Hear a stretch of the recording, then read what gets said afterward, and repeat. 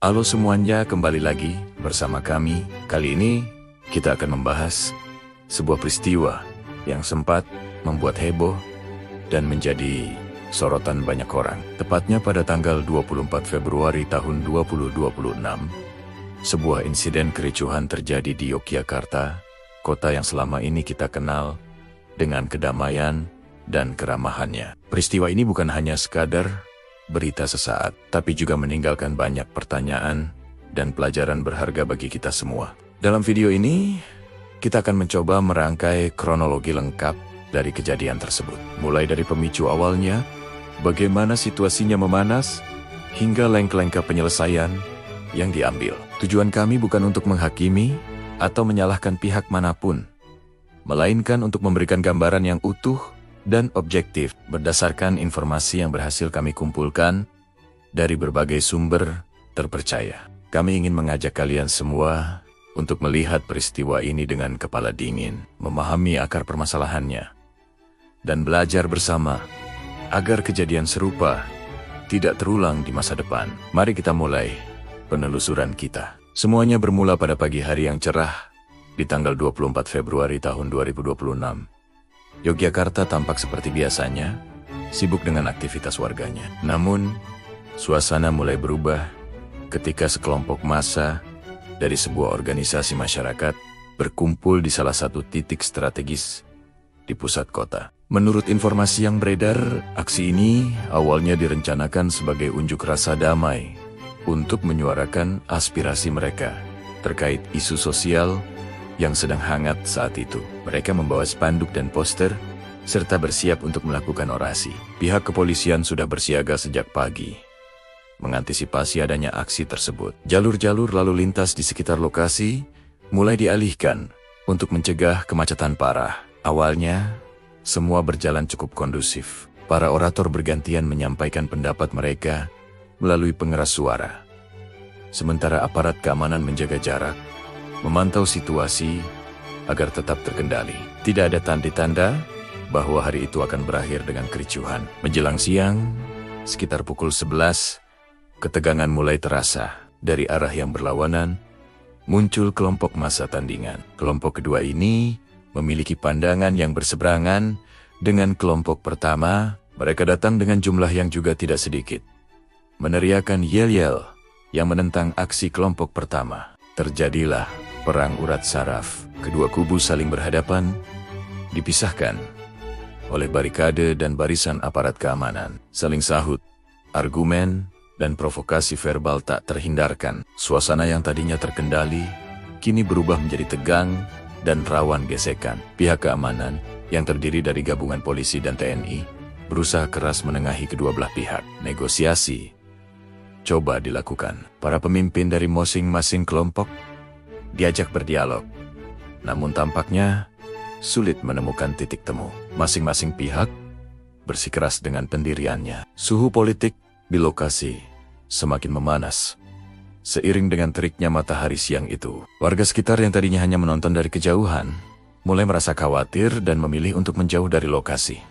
Puncak ketegangan terjadi sekitar pukul 1 siang. Pemicunya, menurut beberapa saksi mata, adalah aksi pelemparan botol air mineral dari salah satu kubu ke arah kubu lainnya. Aksi ini seperti menyulut sumbu yang sudah pendek. Saling lempar pun tak terhindarkan. Botol, batu, bahkan potongan kayu mulai berterbangan di udara.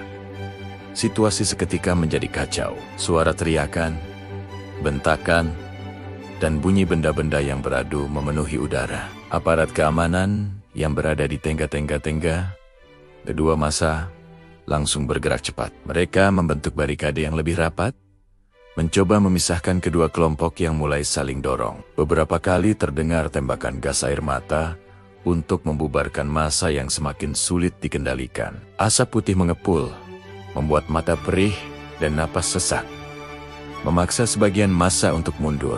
Namun, emosi yang sudah tersulut membuat mereka tidak mudah menyerah. Bentrokan fisik pun tak terelakkan di beberapa titik. Kericuhan tidak hanya terjadi di satu lokasi. Massa yang terpencar mulai bergerak ke jalan-jalan di sekitarnya. Terjadi aksi kayar-karan antara kelompok yang bertikai. Beberapa fasilitas umum seperti halte bus dan pot-pot bunga di sepanjang jalan menjadi korban perusakan. Beberapa toko di sekitar lokasi terpaksa tutup lebih awal untuk menghindari hal-hal yang tidak diinginkan. Yogyakarta, yang biasanya damai, sejenak berubah menjadi arena bentrokan yang mencekam. Beberapa video amatir yang direkam oleh warga dari gudang-gudang tinggi di sekitar lokasi dengan cepat menyebar di media sosial. Dalam hitungan jam, tagar terkait kericuhan di Jogja menjadi trending topik. Berbagai narasi dan spekulasi pun bermunculan. Sebagian di antaranya justru memperkeruh suasana dengan informasi yang belum terverifikasi kebenarannya. Disinformasi dan hoaks menyebar secepat api, menambah kebingungan dan kepanikan di tengah masyarakat. Menjelang sore hari, aparat keamanan akhirnya berhasil memukul mundur dan membubarkan kedua kelompok massa. Situasi perlahan-lahan mulai terkendali. Namun, sisa-sisa kericuhan masih terlihat jelas. Puing-puing berserakan di jalan, beberapa titik api kecil, bekas pembakaran ban masih berasap, dan lalu lintas masih lumpuh total di beberapa ruas jalan utama. Tim medis sibuk memberikan pertolongan pertama kepada mereka yang terluka, baik dari pihak massa maupun dari aparat keamanan. Puluhan orang dilaporkan mengalami luka-luka, dan beberapa di antaranya harus dilarikan ke rumah sakit terdekat. Malam harinya, Gubernur Daerah Istimewa Yogyakarta bersama Kapolda dan jajaran Forkopimda segera menggelar konferensi pers.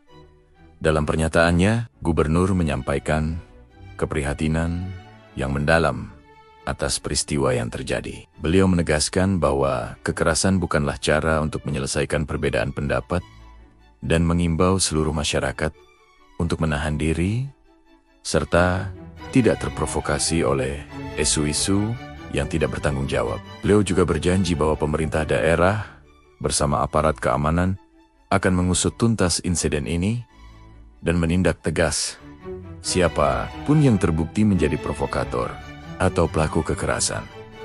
Langkah cepat pun diambil. Pihak kepolisian segera membentuk tim investigasi khusus untuk menyelidiki kasus ini. Mereka mulai mengumpulkan barang bukti, termasuk rekaman CCTV dari sekitar lokasi dan video-video yang beredar di media sosial. Beberapa saksi mata juga dimintai keterangan. Dalam beberapa hari setelah kejadian, polisi berhasil mengamankan sejumlah orang yang diduga kuat terlibat dalam aksi kekerasan dan provokasi.